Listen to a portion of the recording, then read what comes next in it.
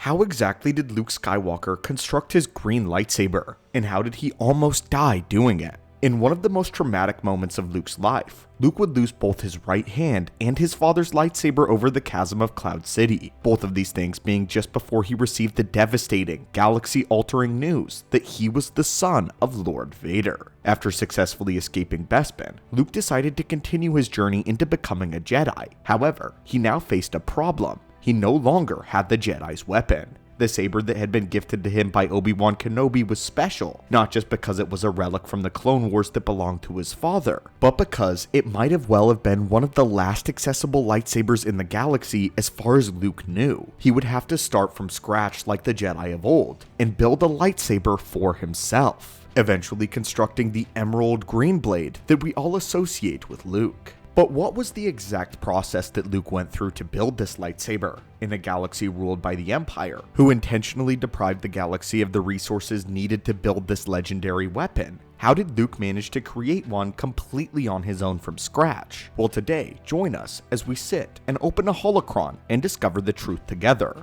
Welcome, Acolytes, to the archives, and let us begin. Immediately after the events of Cloud City, Luke, Leia, and the rest of the crew only had one objective: to rescue Han Solo from Boba Fett. The journey of the bounty hunter was no simple trip across hyperspace from Bespin to Tatooine. In both canon and legends, there would be a significant amount of time where the group chased Boba Fett around the galaxy, attempting to rescue Han, only to fail time and time again. After another of these failures, Luke had the idea to stake out on Tatooine in an attempt to intercept Boba once he arrived to meet with Jabba. After arriving back on Tatooine personally, Luke decided that the only place suitable for him to hide was the hut of old Ben Kenobi, his Jedi Master, which still stood strong in the Dune Sea. Luke had chosen this place as his hideout for more than just secrecy though. He hadn't seen Ben's ghost since Dagobah, and he had hoped that if he couldn't get his master to appear before him, then he may at least be able to find something that Ben had left behind. Little did Luke know that this was definitely the Force guiding him,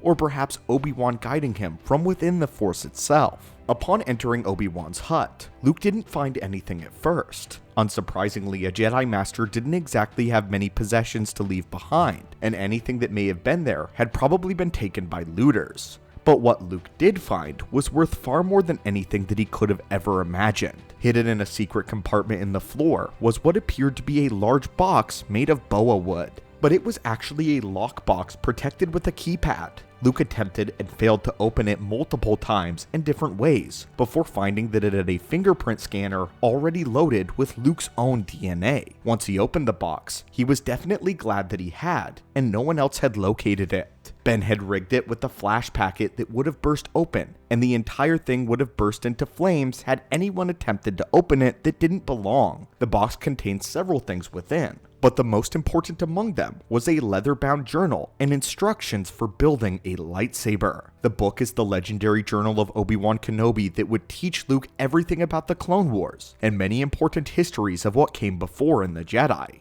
But relevant to our own holocron today were the instructions of the green blade. Luke immediately got to work after reading the instructions. The design of the hilt was pretty much identical to Obi-Wan's third lightsaber, since that is the one that Kenobi used for the blueprint. It was as if Ben Kenobi knew that Luke might lose his father's lightsaber one day, or perhaps Obi-Wan thought that he would be unwilling to use it after learning the truth of Anakin and the dark deeds of the weapon's past. Either way, Luke was grateful that he had found these blueprints, and he made sure to strenuously follow the instructions line by line. Luckily for Luke, just about everything he needed for his lightsaber could be found on various vendors from Mos Eisley. From then, Luke was able to acquire necessary components such as power cells, controls, a high-energy reflector cup, and a focusing lens. For the outer coverings of the lightsaber, Luke used mostly starship parts, and would even use raw materials to construct and blacksmith his own outer covering. In truth, the wiring of a lightsaber was pretty standard, but it was the way one had to arrange the wiring that made it very tricky. The real challenge, though, was finding the one resource that was nigh impossible to acquire in that day's galaxy.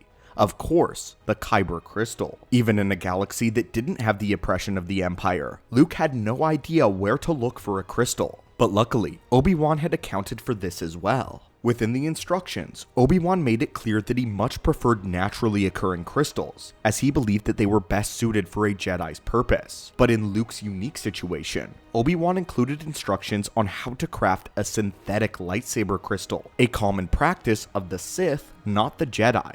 Most associate the synthetic crystals with the Sith, and in Legends, just about every red crystal was synthesized. The Sith believed that their created crystals were stronger, and they technically were, as they were created to vibrate exclusively with the dark side when activated. But not all synthetic crystals were dark side in nature, which was the beauty of crafting one's own jewel. We've made a lot of holocrons on this channel about the various kinds of natural crystals, but synthetic crystals are just as fascinating because, of course, they are crafted to the user's unique specifications, and they're surprisingly very simple to make. In the ancient days of the galaxy, the Sith had invented an entire compressor machine to basically recreate the geological process that created lightsaber crystals, but Luke had to do it the real old-fashioned way, with raw elements, a small furnace inside of Obi-Wan Kenobi's hut, and extreme patience. The process of making a synthetic crystal required minerals with a high carbon concentration, and Luke would put these elements into the furnace in order to cook from anywhere between 1 to 4 days. During that time,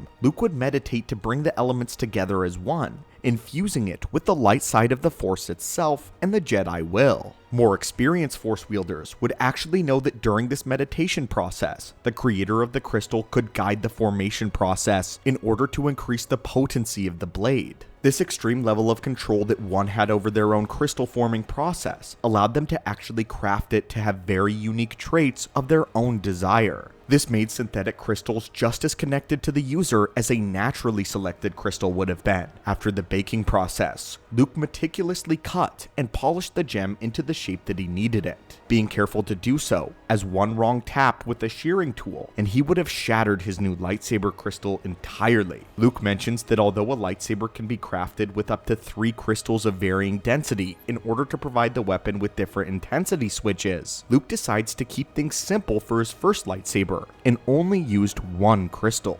Now that Luke's crystal was made, all that was left was to install it and bring the lightsaber together. This was the most difficult part of the entire process. There was no exact formula for the crucial alignment of the crystal, but they must be aligned by hand or extremely precise telekinesis. This is why most Force wielders prefer to meditate when constructing their lightsaber, as they are in a deep state of hyper-awareness and focus, which allows them to make these tiny precision-based connections. The slightest misalignment will cause the weapon to detonate upon activation, and it could even kill the constructor of the lightsaber. This is why all attempts to mechanize the assembly process of the lightsaber were completely unsuccessful, as the builder has to align it in the way that best suits their own weapon.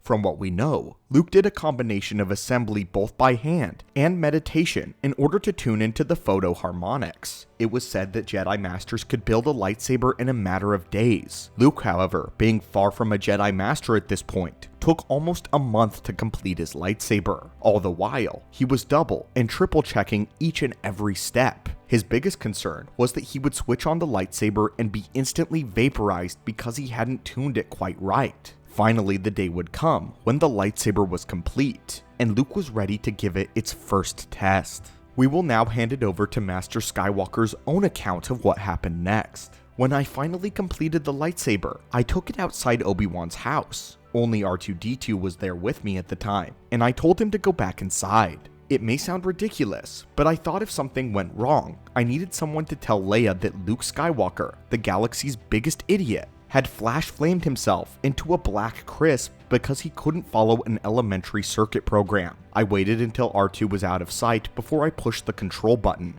I felt both relief and satisfaction when the blade ignited as I expected.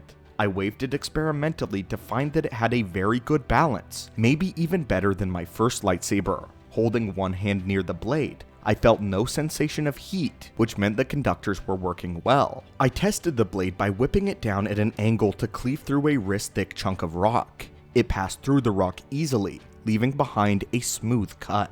Luke would go on to say that while the balance of his lightsaber was superior to that of Anakin's, he didn't believe that he had any distinct advantages because of it in his fight with Vader. However, Luke was far more in tune with the crystal in his own lightsaber than that of Anakin's. He had been the one to craft it, to give it life to his own unique specifications, and in the case of the Jedi, can be just as good as connecting with a natural crystal. It was because of this that Luke would go on to teach his students that so long as they feel connected to their blade through the Force, any kind of crystal or gem would work perfectly inside of a lightsaber. But now, after a month of strenuous work, Luke had finished his final weapon. He would be delayed at some point during the process, as Leia and the gang believed that they had found a way to catch up to Boba. However, this mission was also a failure, so Luke would return to Tatooine to finish the blade. Interestingly, he had only finished his lightsaber mere days before the events of Return of the Jedi, where it would be seen in action in the final confrontation with the dark side of the Force. Unknowingly, Luke had crafted a beautiful weapon, a fine lightsaber worthy of a Clone Wars era Jedi, if not better.